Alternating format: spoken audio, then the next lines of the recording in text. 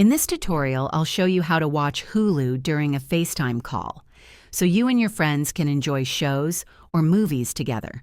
Let's get started. While FaceTime doesn't natively support screen sharing on iPhones or iPads, you can still watch Hulu together by using an alternative method.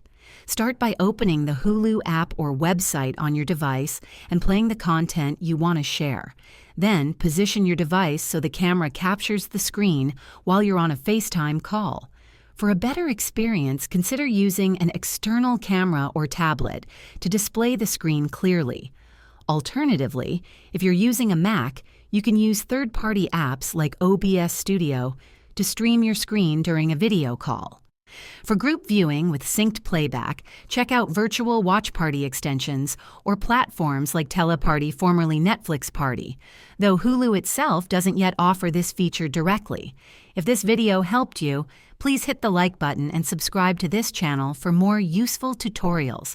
Thanks for watching and enjoy watching Hulu with friends over FaceTime.